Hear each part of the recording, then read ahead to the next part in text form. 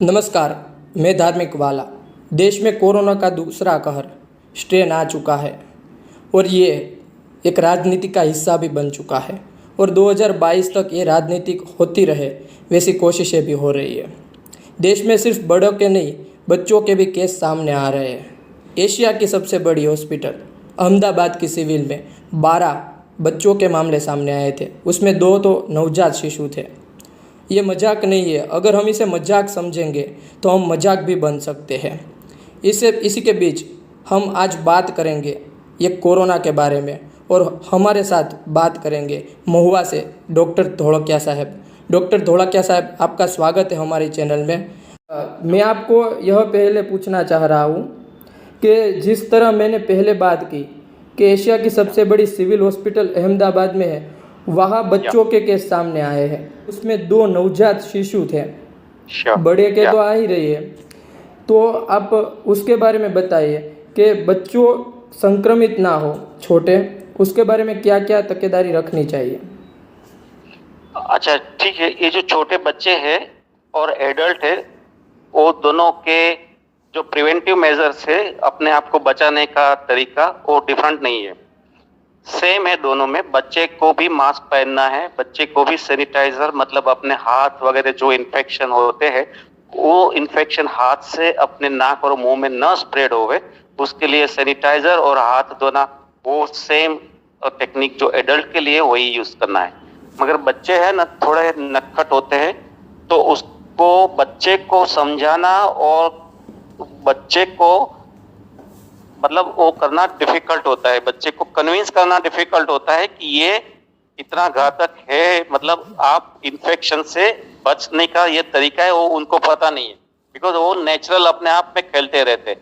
तो same thing, उसको भी मास्क पहनना है, उसको भी बारी बारी से अपने हाथ को धोना है, और उसको भी सब बच्चे जब खेलते हैं तो एक डिस्टेंस के साथ अपने आप डिस्टेंस बनाए रखना जरूरी होता है, सेम एज एडल्ट है। ओके सर, आपने बच्चों के बारे में बात की, अब बड़े के बारे में भी बात थोड़ी कर लेते हैं। अभी ये कोरोना का जो दूसरा पड़ाव चल रहा है वो कितना खतरनाक है। पहले पड़ाव था जैसे मैंने पहले बात की कि उस समय तो हमारे पास स्रोत कम थे, पर अब तो हमें पता है कि ऐसा आने वाला है, ऐसा कोरोना है और इसकी असर यहाँ तक हो सकती है।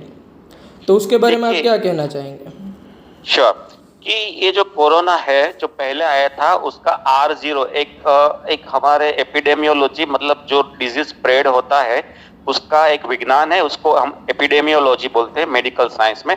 तो हमारे जो एपिडेमियोलॉजिस्ट जो एक्सपर्ट लोग थे, उसमें एक ये तरीका है जानने का कि ये डिजीज स्प्रेडिंग, इसका स्प्रेडिंग पोटेंसी बोलते हैं कि डिजीज को स्प्रेड होने की संभावना कितनी है, उसको स्प्रेडिंग पोटेंसी बोलते हैं, तो जिसको R0 बोलते हैं।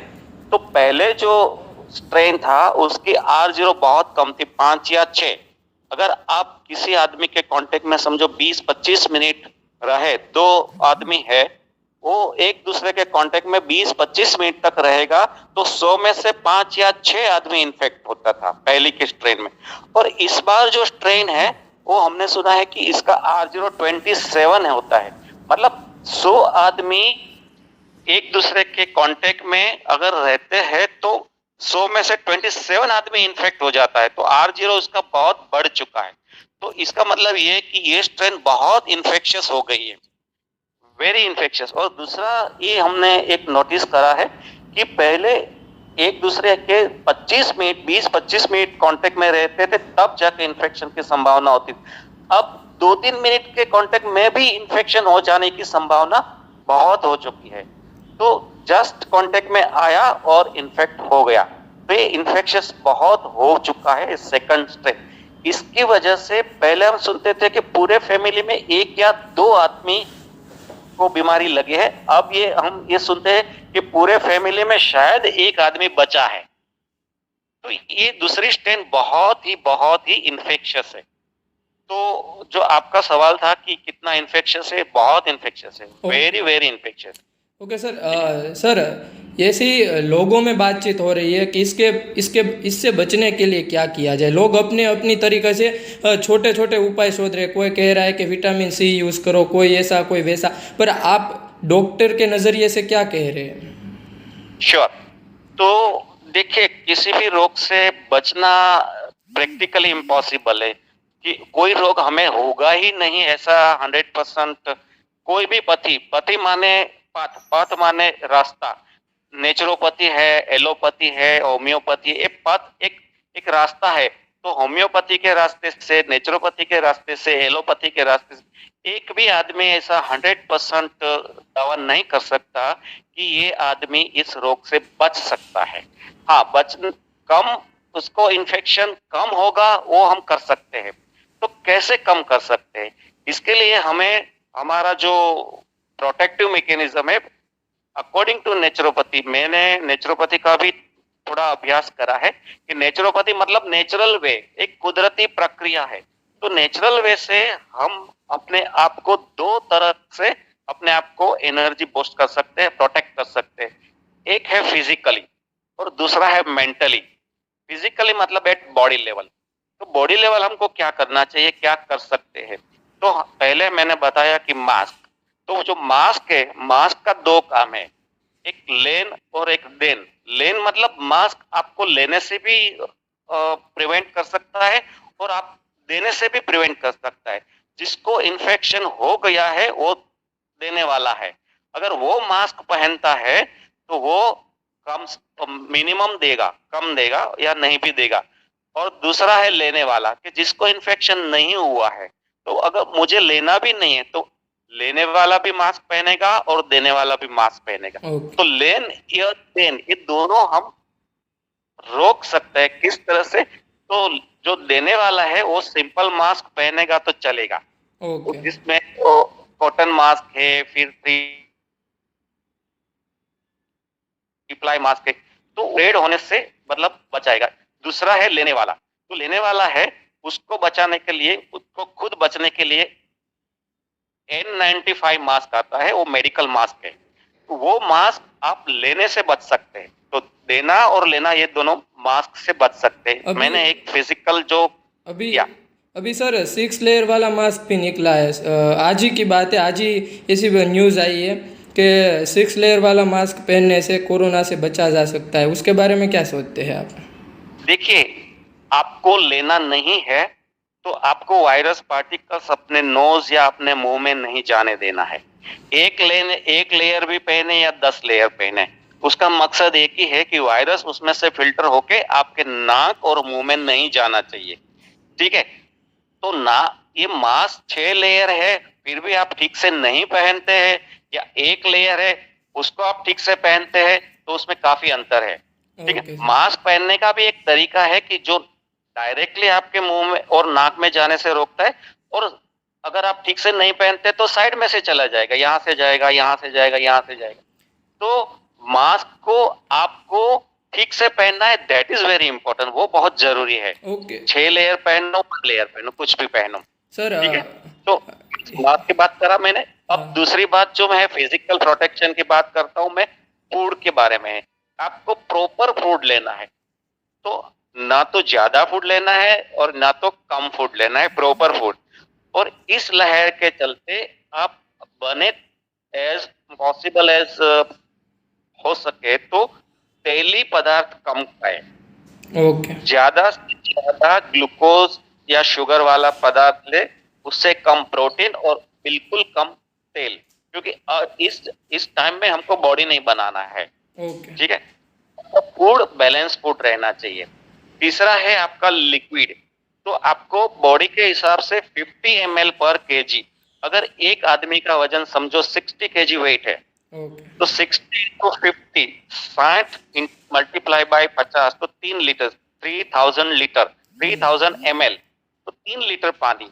60 केजी वेट वाले आदमी को 3 लीटर लिक्विड लेना है, नॉट पानी। उसमें चाहे नींबू पानी हो सकता है, चाहे नारियल पानी होता है, दाल हो सकती है, कुछ भी लिक्विड एटलीस्ट ये लेना है। ओके। और विद स्लीप, स्लीप है आपका फर्स्ट डिफेंस मैकेनिज्म है। अगर आप लगातार 3 या 4 दिन तक नहीं सोए हैं तो आपकी डिफेंस मैकेनिज्म है एकदम डिसरप्ट हो जाएगी और आप इन्फेक्शन लगने का पूरा चांस है आपको। तो ये मैंने फिजिकल प्रोटेक्शन के बारे में बताया। और दूसरा है आपका मेंटली।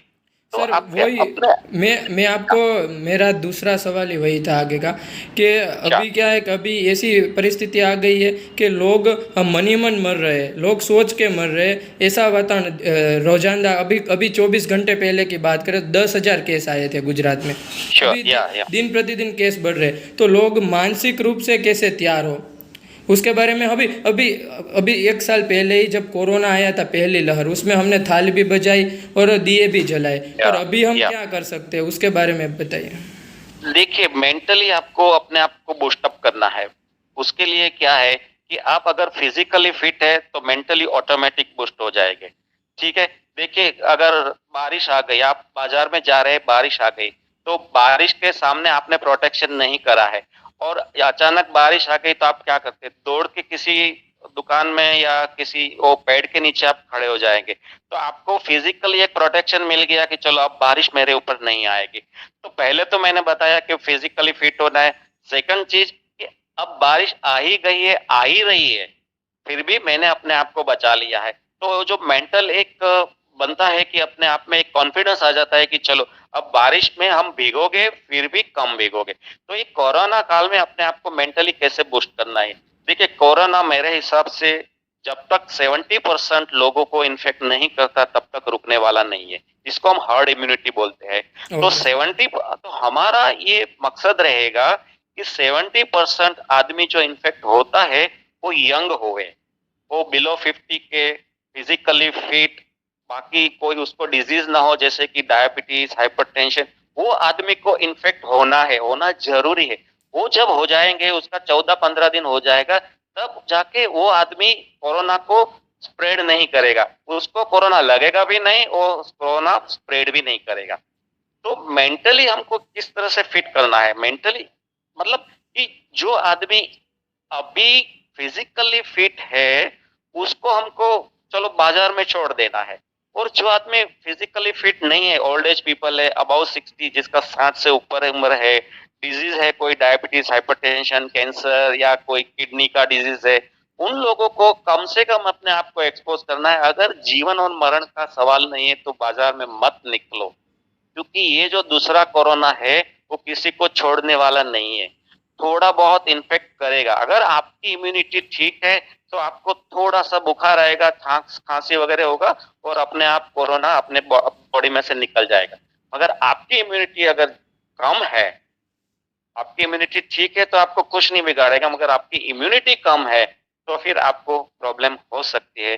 तो साइकोलॉजिकली रात दिन ये नहीं सोचना है कि मुझे, देखिए अभी ये जो सेकंड इन्फेक्शन का रेट है ना, इसमें 1000 में से एक आदमी सीरियस होता है, ओके। उससे ज्यादा नहीं होता है। तो और सीरियस नहीं होता है, हॉस्पिटलाइज करने की जरूरत पर ऑक्सीजन की जरूरत पड़ती है। और हर एक आदमी जिसको ऑक्सीजन की जरूरत है वो सीरियस है ऐसा नहीं है, टेम्पररी उसका ऑक्सीजन की जरूरत है, मगर कुछ 4-5 दिन के बाद ऑक्सीजन की जरूरत कम हो जाएगी, सर फिर अपने इम्यून सिस्टम पावरफुल हो जाएगी। मैं आपको ठीक है, यह भी पूछना चाहूँगा, 2-3 दिन पहले का ही लेख मैंने पढ़ा था, कोरोना या हवा से भी फैल रहा है, उसके बारे में आप क्या कह रहे हो। देखिए, कोरोना हवा से ही फैल रहा है। मैं आपको बताऊं कि आपने अगर खांसी कर ली, छींक कर ली, कुछ भी कर ला, अगर आप समझो फर्स्ट फ्लोर पे है, आप अपनी अपनी टेरेस में या अपनी बालकनी में खांसी या कुछ कर रहे हैं और आपके बिल्कुल नीचे से कोई आदमी गुजर रहा है, तो जो आपके मुंह में से जो कोरोना का वायरस निकला वो नीचे जाएगा, वो नीचे जाएगा। तो और जो नीचे जाने वाला आदमी है आपकी टेरेस के नीचे या बालकनी के नीचे, उसने अपने आप को प्रोटेक्ट नहीं करा है, तो उसका इन्फेक्ट होने का चांसेस बिल्कुल ज्यादा हो गया। दूसरी चीज, ये हवा में सुगंध फैलती है, जिस तरह हवा में सुगंध फैलती है उसी तरह ये कोरोना नहीं फैलता है। मतलब आप यहाँ है और समझो 500 मीटर दूर, 100 मीटर दूर कोई आदमी खड़ा है और दोनों ने मास्क मास्क नहीं पहना है, तो दोनों के बीच में लेन देन नहीं होगी। इसी तरह से ये हवा में नहीं फैलता है, क्योंकि फैलना तो उसको हवा के माध्यम से ही है, मगर आपकी प्रॉक्सिमिटी, एक दूसरे के नजदीक होना जरूरी है। और तो अभी 3 मीटर, 2 से 3 मीटर की दूरी है तो कोरोना नहीं होगा। हमारे प्रधानमंत्री साहब ने भी कहा था 2 गज की दूरी, वो बात पहले भी थी, पर पहले क्या था, पहले माहौल अलग था, अब का माहौल भी अलग है। पर जैसे मैंने शुरुआत में बच्चों की बात की, वैसे ही मैं आखिर में भी ये सवाल पूछना चाह रहा हूँ कि जो महिला गर्भवती होती है, उसके पेट में बच्चा पल रहा होता है, अगर वो महिला कोरोना ग्रस्त हुई, संक्रमित हुई, तो क्या बच्चे पर भी असर हो सकता है? जी, बहुत अच्छा क्वेश्चन है आपका, और ये जरूरी है सब लोगों को जानने के लिए। प्रेगनेंसी में 3 ट्राइमेस्टर होते हैं। 3 ट्राइमेस्टर मतलब पहला 3 महीना, दूसरा 3 महीना और तीसरा 3 महीना। तो अगर समझो 8 महीने तक, प्रेगनेंसी शुरू होने के बाद 8 महीने तक अगर प्रेग्नेंट जो महिला है उसको कोरोना हो गया है, फिर उसके बच्चे को डिलीवर होने में 1 महीने का टाइम है, तो वो बच्चे को कोरोना होने की संभावना प्रैक्टिकली नील है। मगर लास्ट ट्राइमेस्टर बोलते हैं उसको, कि आखिर 1 महीना, आखिर 1 महीने में भी आखिर 10-15 दिन, जब 9 मंथ कंप्लीट हो गया और 10-15 दिन वो बच्चे को जन्म देने वाली है, तब जाके उसको कोरोना होता है। तो जैसे माँ का खून बच्चे में जाता है, उसी तरह माँ के बॉडी में वायरस है, वो भी अपने बच्चे के शरीर में जाएगा। तो लास्ट ट्राइमेस्टर में लास्ट 10-15 दिन में अगर वो मदर को कोरोना होता है, तब जाके न्यूबॉर्न बेबी को, आने वाले बच्चे को कोरोना होने की संभावना है। कंपलसरी नहीं है, होगा ही ऐसा नहीं है, अगर चांसेस आर देयर, हो सकता है। और आखिरी सवाल मेरा यह है साहब जी कि जैसे पहले कहा था हम्म, कि जान है तो जहान है, हमारे प्रधानमंत्री ने कहा था, जी जी पर अब क्या है, अभी काम है तो जहान है। ओके, इसी काम है तो जहान है, इसी ऐसे सोच के लॉकडाउन नहीं आ रहा। मेरा इंटेंशन जी भी जी वही जी है। आज ही के दिन राजस्थान और दिल्ली दोनों में लॉकडाउन आ गया है। ओके, समझ गया। गुजरात में अभी तक नहीं आया। एक डॉक्टर के नजरिए से आप क्या सोचते हैं अभी की परिस्थिति देख के? देखिए, हमारे यहाँ लाठी, पुलिस वाला अपने हाथ में लाठी लेके घूमता है। क्यों? क्योंकि अगर तुम समझते हो तो उसको लाठी उठाने की जरूरत ही नहीं है। मैं डॉक्टर हूं तो मैं सुई लेके घूमता हूं। अगर आप अपने आप का ख्याल रखोगे, आपको कुछ नहीं होता है, तो मुझे आपको सुई लगाने की जरूरत नहीं है। तो ये लॉकडाउन क्या है? लॉकडाउन है दो आदमी को, मतलब ज्यादा आदमी को एक दूसरे से मिलने से रोकने का तरीका है। अगर आप अपने आप को समझते हो, अपने आप एक दूरी बना के रखते हो, तो हमें रोकने की जरूरत नहीं है। मगर हमारी प्रजा क्या है, कोई भी एक रीजन ढूंढ लेता है, चाहे वो धार्मिक हो, सामाजिक हो, पॉलिटिकल हो। एक रीजन ढूंढ के बस उन लोगों को सबको मिलना ही है प्रोफेशनल। अगर आप अपने आप को मिलने से रोकते हैं तो हमें लॉकडाउन की जरूरत नहीं है। मगर ऐसा नहीं हो सकता है, क्योंकि हमारी प्रजा वो डंडे की प्रजा है, लाठी सही से है। मानती है। ठीक, अपने आप मैंने लास्ट पहले जो वेव आया था, वो जब लॉकडाउन हुआ उससे पहले 19 मार्च को मैंने सबको बोल के रखा था। मैं भी थोड़ा एपिडेमियोलॉजिस्ट के कांटेक्ट में हूँ। मैंने उस वक्त बोला था कि आप अपने आप को अगर बचा के रखते हो, अपने आप को दूरी रखते हो, तो लॉकडाउन की जरूरत नहीं होगी। मगर 3 दिन के बाद 23 मार्च या 21 मार्च को लॉकडाउन करना पड़ा। Same thing happen. यहाँ पे आप मंदिर में भीड़ करते हो, मस्जिद में भीड़ करते हो, बाजार में भीड़ करते हो तो भीड़ को रोकना है तो क्या करेगा? अगर अपने आप नहीं समझते तो लाठी से, और क्या। ओके तो सर। और लॉकडाउन आ गया तो भी अब हमको डरने की बात नहीं है, क्योंकि सब लोग मरने वाले नहीं है। सही है। तो जान है तो जान है। अगर हम बच गए, हमारा वजन समझो 5 किलो कम हो गया है तो फिर से आ जाएगा। अगर वजन बिल्कुल 0 हो गया है तो कभी नहीं आएगा। सही है। आपने हमारे साथ बात की, हमारे चैनल के दर्शकों को अपना ज्ञान बांटा, उसके लिए हम आपका धन्यवाद करते हैं।